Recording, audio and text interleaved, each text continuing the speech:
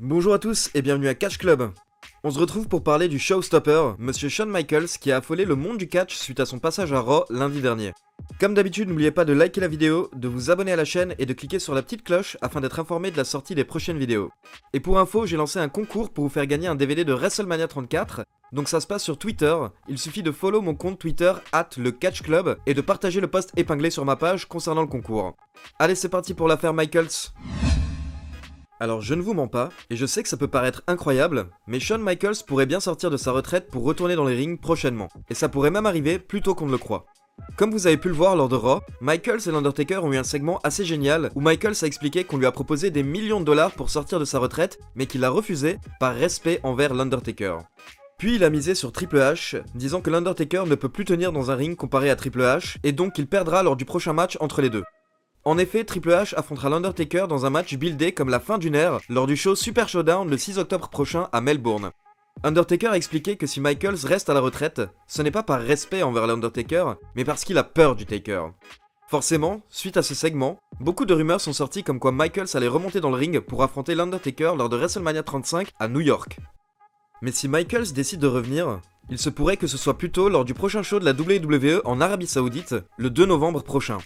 En effet, la WWE va retourner en Arabie Saoudite pour un second show le 2 novembre prochain, et les organisateurs locaux souhaitent avoir de grosses stars et sont prêts à payer très cher.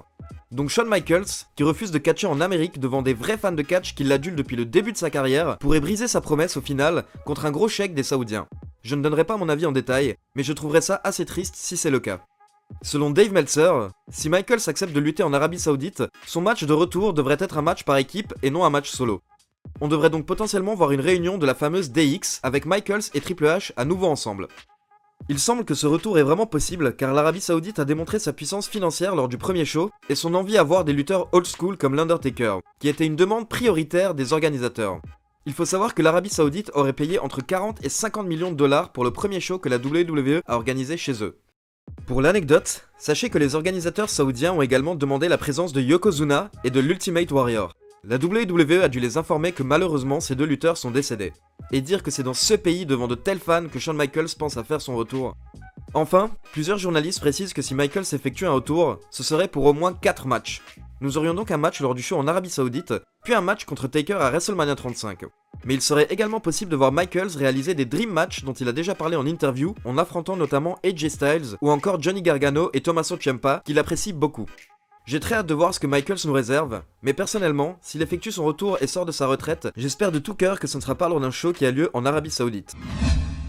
Voilà, c'est tout pour ce flash spécial consacré au potentiel retour de Shawn Michaels. Est-ce que vous avez envie de revoir Michaels catcher, ou pensez-vous qu'il doit rester tranquillement à la retraite? Donnez-moi votre avis dans les commentaires. Et comme d'habitude, likez la vidéo, abonnez-vous et cliquez sur la petite cloche pour ne rien rater. Ciao tout le monde!